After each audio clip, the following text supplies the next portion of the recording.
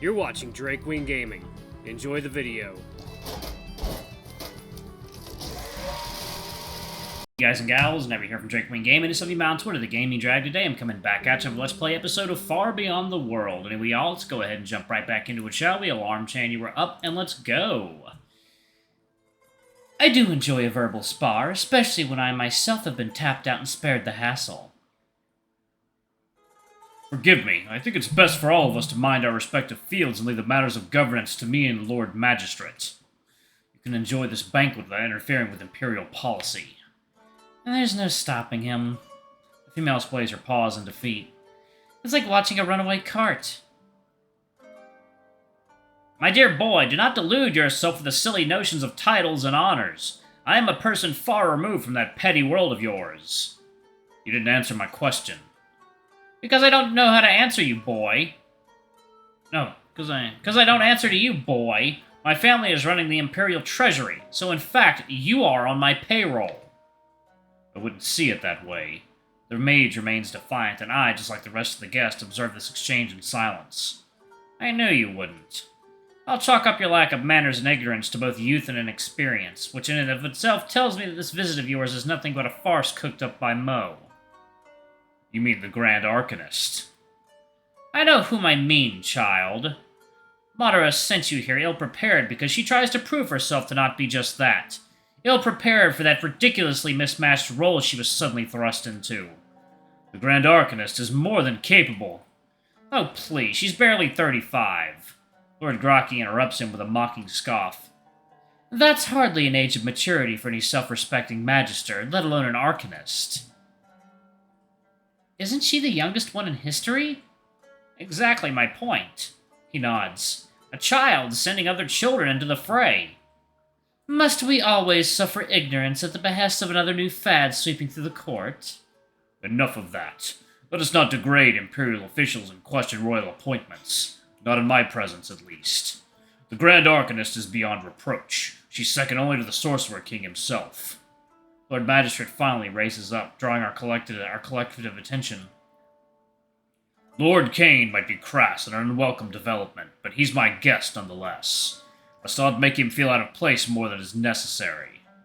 As you wish, Your Excellency. As for you, boy, I suggest you learn your place. You might be a prized pet at the capital, but here it will be us who decide how to tend to our affairs. He states sternly, barely containing a growl.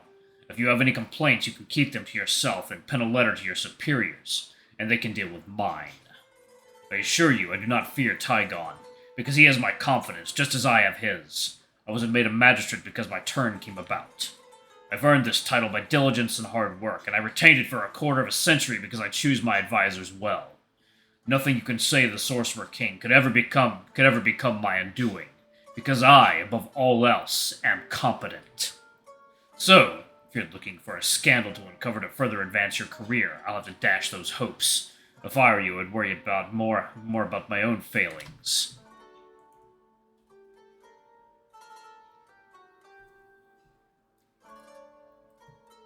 I am not here to chastise or scrutinize you, Your Excellency. I am merely here to ensure peace. You're talking as if we're about to raise an army and march into that damn forest. His voice raises ever so slightly, causing the mage to wince.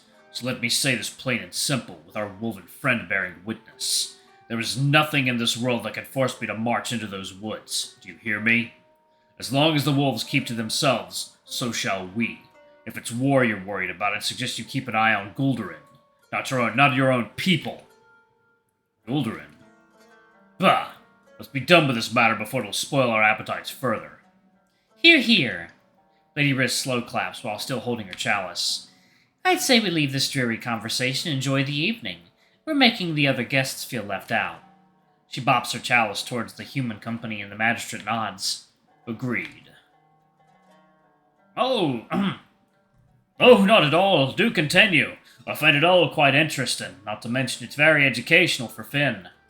I don't mind me either. Chronicle pages aplenty were filled with gatherings such as these. It's nice to relive them for a change. Ha! The Chronicle is what I fear. It's enough I have an official narc in my midst. I don't need to add you lot to the list. Besides, as the Collegium wisdom goes, never leave anything in writing. True as always, friend. I follow the same principle, thus I never bothered with reading or writing. But on a serious note, everything discussed in these halls shall remain within them. Isn't that right, Master Daglin? My quill shall remain inanimate. Good. Wouldn't want to break it now, would we? Damn, he's so smooth even when threatening. And the way he keeps fussing over the youth makes my mind wander. The relation seems quite close and intimate, and I have to admit, it does get me slightly flushed. He keeps embracing and caressing the boy, who for some reason seems flustered by those open advances.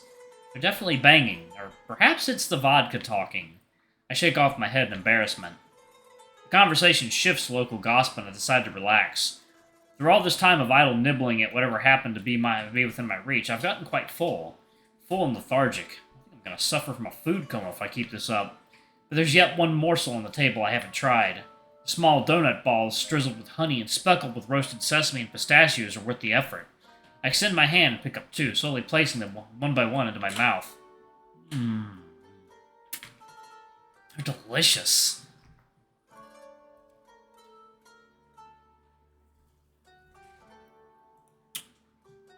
I have gorged myself like a pig on so many wonderful foods. Piglet indeed. Even Rannoch seems satisfied, judging by his constantly moving muzzle and a slowly swaying tail. But then I notice Portia, the ever-scurrying servant, give a meaningful nod to her master.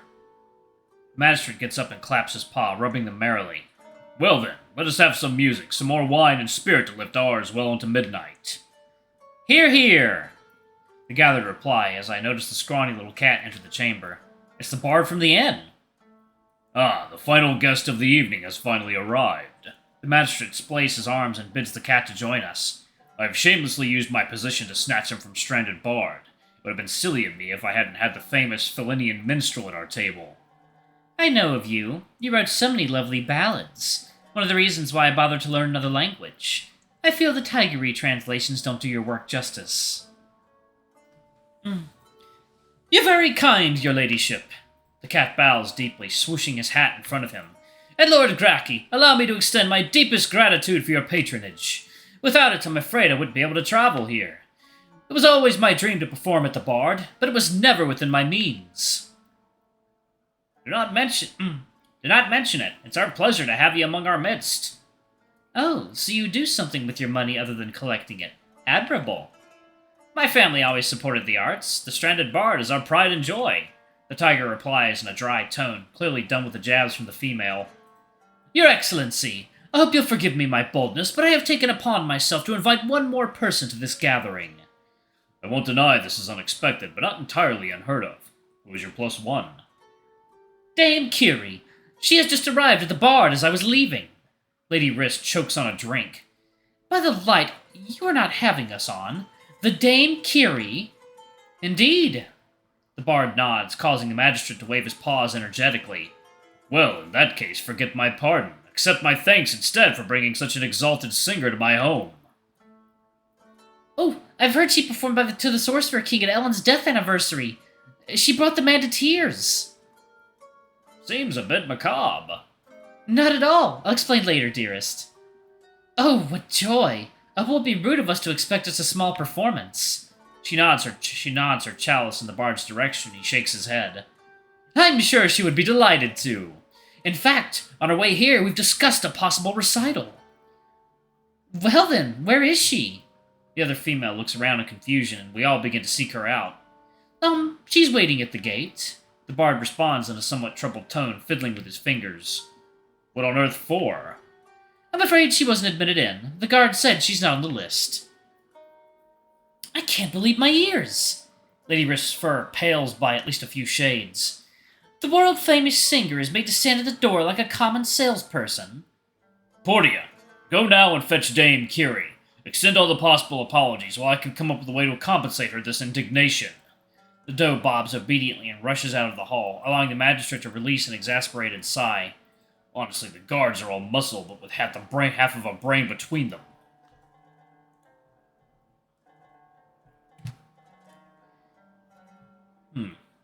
They're just doing their job, Father. Unannounced guests should fall under scrutiny.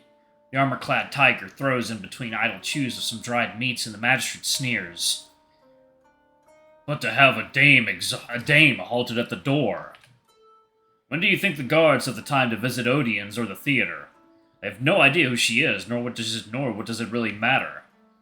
Goodness me! Lady Wrist pats her chest in clear shock and disapproval. Be silent, you fool! It's the truth. Arathon insists. Our job is simple yet demanding, and so is our entertainment. I feel more at home at the Broken Keg than at the Bard. Please don't say such things. What will the guests think? Eddie's a fine young man with a mind of his own. The Bard smiles encouragingly, nodding towards the young tiger. I, too, find that visiting the rougher establishments can be an enlightening affair. What a scandalous one. Broken Keg is not a place for good-natured citizens. That's the brothel off the Tiernan Gate, isn't it? And how would you know? Lord Gracky winks cheekily at the female blushes. I might be a simple housewife, dear Caius, but I am also a worldly tigress. I always say one must learn the lay of the land, and never travel anywhere without learning of its finest brothels. I know it on good authority that the Broken Keg is the best one this side of the Serpentine. My word! Please, don't call it a brothel. It's a public house with a bad reputation. Public houses and brothels are synonymous for a reason, Ambister. Goodness me, really? What in Avalon are we even talking about? Lady Wrist massages her temples nervously. And to think you're about to bring a dame into our midst. I have no interest in singers, that's all I'm saying. I said, be silent, you fool! The magistrate snarls angrily, noticing Portia appear in the door with a slender feline in tow. Ooh, she is beautiful. She's a snow leopard? Okay. Dame Carey turns out to be a snow leopard with a pale grayish fur. She wears a magnificent bejeweled pearl-white gown, speckled with sequins and gems. Ah, there you are! The magistrate spreads his arms. My deepest apologies, Dame Carey, for this regretful situation. Oh, it's quite all right, Your Excellency. It's not the first time I'm invited to a gathering at the last moment. Alright, I'm going to go ahead and pause it right there. Thank you all so much for watching. Don't forget to like, comment, subscribe, ring that notification bell, and check out our Patreon and YouTube memberships if you can. It always helps. Anyway, I love you all, and I'll see y'all in the next video. Bye-bye!